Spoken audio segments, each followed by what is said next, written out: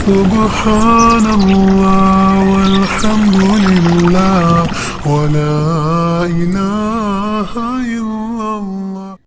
قل هل يستوي الذين يعلمون والذين لا يعلمون إنما يتذكر أولو الألباب.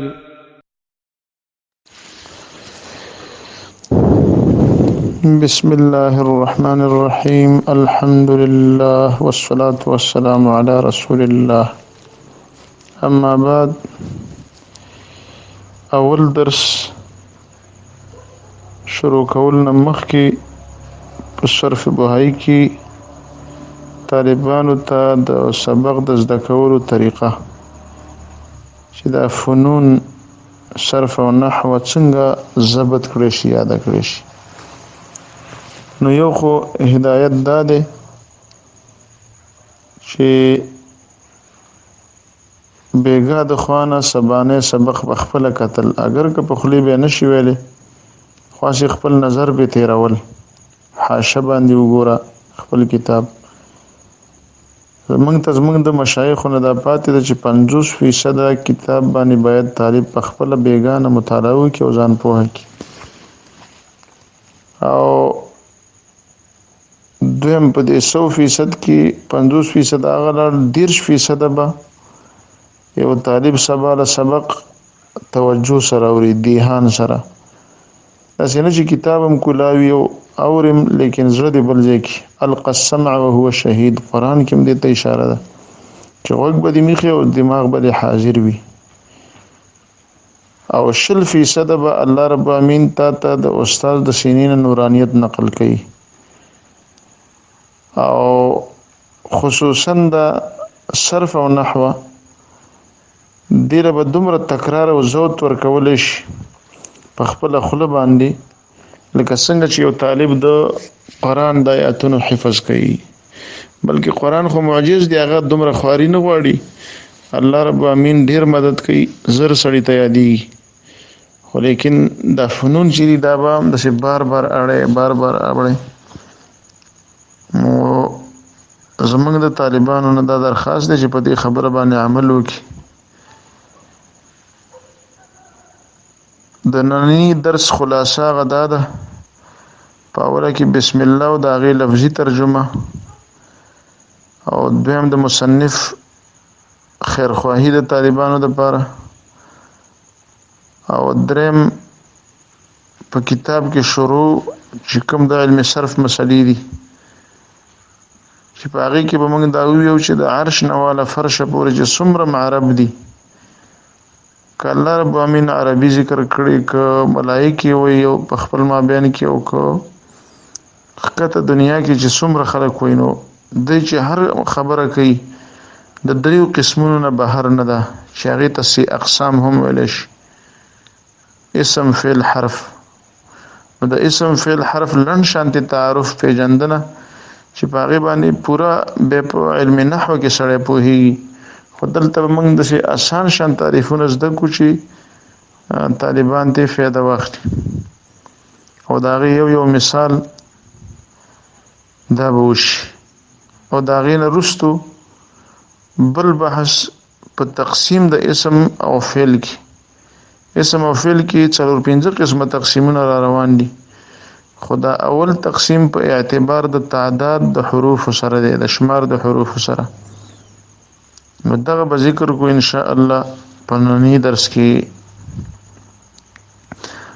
اول د کتاب لفظي معنی چې کوم ځای پورې سبق وو. بسم الله خاص په امداد د نوم د الله الرحمن چې به حد مهربان دی، الرحیم چې همیشه رحم کون کې دی. شروع کوم. الحمد ټول صفاتونه د کمال لله خاص الله لرضی علی کل حال په هر حال کې. بدان پوهشه اسعدک الله تعالی الله دې نیکبخت کی تعالی را فی الدارین په دواړو جهانونو کې دنیا او آخرت کې. کی کلمات لغت عرب برسی قسم است چې خبرې د جبې د عربو په درې قسمه دي. اسم است اسم دی، وفعل است او فعل دی، وحرف است او حرف دی. اسم چون اسم مثلا رجل سړی مرد، وفرس او اس، وفعل بالفعل دی. چون مثلا ضرب وهلی وکړه، دحرج وشتلی وکړه. وحرف او دریم قسم حرف دی. چون مثلا من و الى، من او الى. د دین وروسته تعداد د حروف تقسیم به کوو ان شاء الله. تر دې پورې دا لفظي معنا شو. د الفاظ وضاحت یا تشریح غداله چې دا د بسم الله ترجمه چې من کوم وکړه ان شاء الله چې یو طالب دا زده کینو تر دوره الکبرى پورې په دې باندې هیڅ قسمه اعتراض ناراضي او صحیح نحوی معنا ده. دا د بصرینو په نسبت باندې راجحه معنا ده.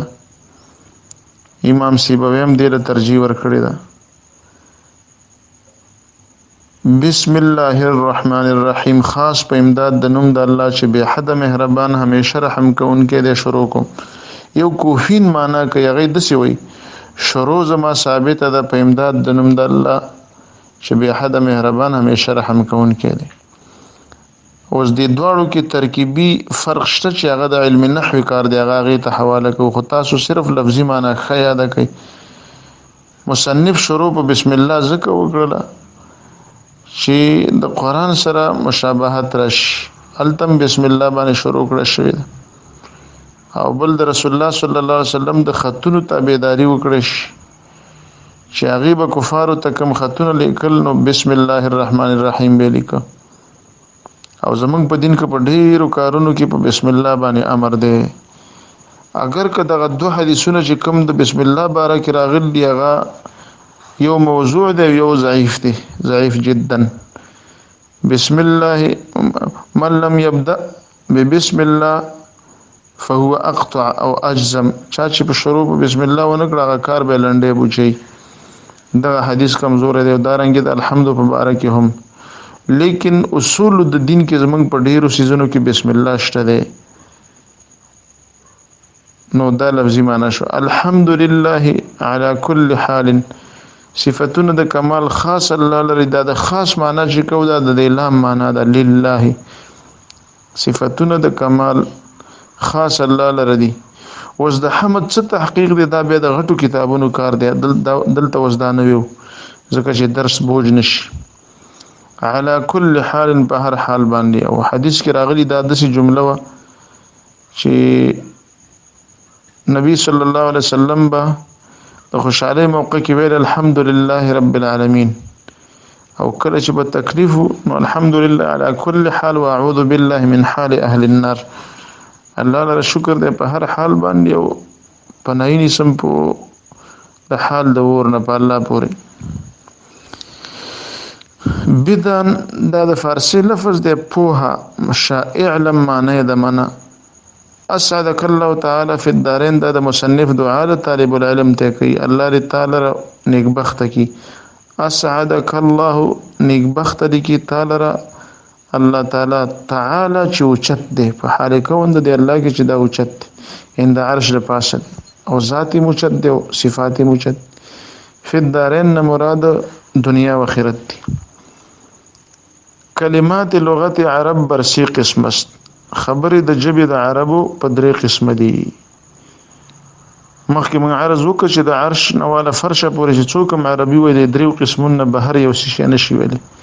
ان د سیز نشته دی چې عربي دی وی او نه د اسم یو نه د فعل یو نه د حرف. اسم است و فعل است و حرف است. یو اسم دی او بل فعل دی او بل حرف دی. د صرف په اصطلاح کې د درې واړو ته سی اقسام وي. ورسته به راځي 6 اقسام او به 7 اقسام 12 اقسام او په خپل ځای وي ان شاء الله. او تاسو دلته داس د کوي چې سی اقسام او د اسم پوره تعریف لغوي او اصطلاحي معنی دا هم د نحوي کار دی علم النحو کې ویلي خو چې لږ ور سره تاسو آشنا شئ نو په دې وجه لنډ مطلبونه به بیان کو. اسم لغت کې اوچتوالی ته وایي او په اصطلاح کې اسم یو کلمه ده چې خپل معنا وخی، په خپل معنا دلالت کوي او د زمانو سره څه تعلق نه وي. زمانه نه مراد تیر شوی، موجوده او راتلونکي زمانه. تیر شوی ته ماضی وي، موجوده ته حال وي، راتلونکي ته مستقبل وي. چې د دې زمانو سره تعلق نه وي او خپل معنا وخی دا د اسم تعریف شي. او بل فعل په لغت کې کولو ته وایي حدث ته. په اصطلاح کې دا یو کلمه ده چې په خپل معنا دلالت کوي او یو د دریو زمانو سره تعلق وي، یعنی تیر شوی یا موجوده یا راتلونکي سره، ماضی، حال، مستقبل. دا درې نمونه دي د زمانو، وروسته به راشي ان شاء الله. بل حرف ته. حرف په لغت کې طرف ته وایي، طرف یو جانب. په اصطلاح کې حرف کلمه ده چې په خپل معنا دلالت نه کوي ترڅو چې ور سره بل کلمه نه یو ځای شي. په خپل معنا دلالت نه کوي ترڅو پورې چې ور سره بل کلمه نه وي یو ځای شي. او دا د اسم او د فعل او د حرف تعریف شي. دلته مصنف د اسم مثالونه راوړي دي. چون مثلا رجل و فرس، مثلا سړی او اس. او کله دسی دغه څه درس وکړی شي موږ به حتی امکان کوشش کوو چې قرآن حدیث نه مثالونه راوړو چې ځکه چې هغه موږ منهج دی نه چې په هغې کې مثالونه پیش کړی شي. الله، رسول، کتاب، مسجد، دا ټول مثالونه دي. د اسم به خپل علامې دي په نحو کې چې موږ به څنګه پیژنو چې دا اسم دی که نه دی. یو پښتو کې اسم نوم ته وایي، خو عربی کې د لفظ په لحاظ سره د هر شي خپل علامې. نو د اسم 11 علامات تاسو ته نحو میر کې ان شاء الله راځي. یو پکې دلته زده کوي چې په اخره کې د کومې کلمې تنوین راغی، یعنی ډبل زبرونه، ډبل زیرونه یا ډبل پیشونه، نو دا به د اسم نخوي. رجل سړی، و فرس او اس. و فعل چون او د فعل مثال ضربه، د حرجات ضربه وهل وکړل. هغه یو سړی په تیر شوی زمانه کې وګوره زمانه پکې رااله کنه، نو دا فعل شي. دحرج وشتل شي. دحرج اصل کې دی ته برنګختن معنا را پارول، یو ځکه وسی یا یو شی ناست یو تور شي هغه او پر منډه ورکې دی ته دحرج ویل شي. او بل حرف دی چون من و الی، مثلا من او الی او د نورم ډیر شي حروف شته دي. اوس دا من او الی د من خپل معنا ابتدا ده، یعنی د یو ځینه شروع کول، او الی معنا یو ځی ته رسیدل، انتها. لیکن دا من او الی شپه ورځې ویوه په خپل معنا باندې دلالت نشي کولای ترڅو پورې چې ور سره نور کلمات یو ځای نشي. مثلا سرت من بیتی الی بیت الله، زه د خپل کور نه لاړم بیت الله ته. نو اوس د من معنا شوله ابتدا، زه د کور نه روان شوم الی بیت الله، بیت الله ته. نو د الی معنا انتها ده، په جمله کې معنا ورکړله. او همداسې که ته ډېر شي حرفونه باندې تلفظ وکړي نو څه معنا باندې دلالت نشي کولی. نو دا درس نو حاصل به دا شي چې کلمات د لغت د عربو په 3 قسمه دي: اسم، فعل، حرف. اسم لغت کې اوچتوالي ته وایي، په اصطلاح کلمه ده چې په خپل معنا دلالت کوي او د زمانو سره تعلق نه. فعل هم کلمه ده چې خپل معنا باندې دلالت کوي او د 3 زمانو سره تعلق وي. او حرف یو کلمه ده چې په خپل معنا دلالت نشي کولای ترڅو پورې چې ور سره بل کلمه یو ځای نشي.